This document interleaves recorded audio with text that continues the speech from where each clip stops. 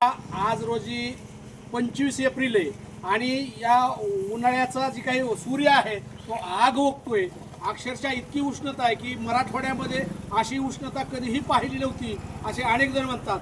बांधवांनो, रस्ते इतके तापलेले, दगड इतके तापलेले तर त्याच्यावर विना चप्पलचं उभा राहणं कधीही शक्य नाही. बांधवांनो, रोड आहे, या रोडवर आपण सध्या आहोत आणि ह्या रोडवर आपण एक अंड आणलेलं आहे. हे अंड जर या ठिकाणी फोडलं आणि जर रोडवर टाकलं तर त्याचं आमलेट कसं तयार होतं त्याचं प्रात्यक्षिक आपण या ठिकाणी समोर दाखवतोय. या ठिकाणी आप्पा आहेत, या ठिकाणी अनेक जण, आम्ही सर्वजणच मित्र कंपनी आहेत आणि आम्ही सर्वजण या ठिकाणी रोडवर अंडा आमलेट कसं तयार होतं हे तुम्हाला मी लाईव्ह मध्ये दाखवतोय. आप्पा, या ठिकाणी बघा, जवळून बघा, अंड हे फोडलेलं नाहीये, अंड आहे असं अंडे आणि आपण हे अंड फोडतोय.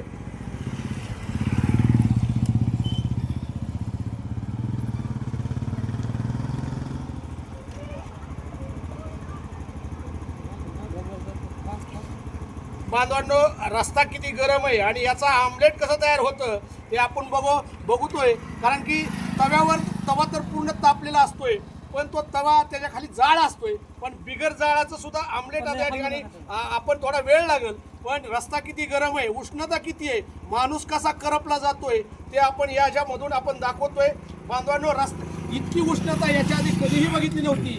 झाडाचं महत्त्व अतिशय आहे, त्यामुळं प्रत्येक व्यक्तीने झाडं लावली पाहिजे. झाडापासून हे जी उष्णता, वाढलेली उष्णता ही कमी होते आणि याचं महत्त्व या ठिकाणी आप्पा आपण उष्णता कमी करण्यासाठी अजून काय काय केलं पाहिजे?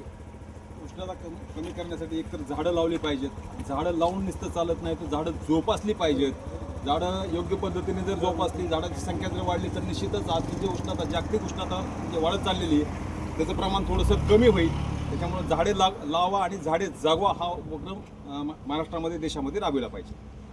बांधवांनो, बघा, अंड आमलेट एकदम व्यवस्थित तयारच झाले, जवळजवळ तयार झाले. आपण तव्यावर ते पांढरं होतं पण इथं सुद्धा तयार झाले. अजूनही आपण थोडा वेळ थांबूया. थोड्या वेळात त्याची आपण जी पोळी तयार होईल आणि ती पोळी आपल्याला उलटता सुद्धा येईल. बांधवांनो, उष्णता अतिशय भयानक झाली आहे, माणूस लाही होती अंगाची. अनेक जणांचे याच्यामधून प्राण जात आहेत. निसर्ग वाचवणं अत्यंत गरजेचं आहे. आपल्या ज्या परिसरामध्ये जी काही शासकीय जमिनी येतात त्याच्यावर जी लावलेली जी सरकारी झाडं आहेत ते झाडं उपटून काढली पाहिजे आणि त्या ठिकाणी देशी झाडं लावली पाहिजेत. या ठिकाणी अजिंक्यांमुळे अजूनही काय काय उपाययोजना केल्या पाहिजेत निसर्ग वाचवण्यासाठी? निसर्ग वाचवण्यासाठी नक्कीच सरांनी सांगितल्याप्रमाणे आपल्याला मोठ्या प्रमाणात वृक्ष लागवड करणे हा एकमेव पर्याय आणि एकमेव पर्याय आहे. त्याच्याशिवाय वाढतं तापमान बघता निसर्गाशिवाय दुसरं काही, झाडं लावल्याशिवाय आपल्याकडे पर्याय नाही. झाडे लावणे आणि ते जगवणे एवढा एकमेव पर्याय मला वाटतो. बांधवांनो, जवळ येऊन कॅमेरा आणून बघा, अंड फोडलंय आणि त्या ठिकाणी अक्षरशः आमलेट तयार झाले. मग हे आमलेट तयार झाले म्हणजे रस्त्याची दाहकता याच्यामध्ये, म्हणजे पोळी तयार झाली. दाहकता किती आहे हे या ठिकाणी दिसून येते.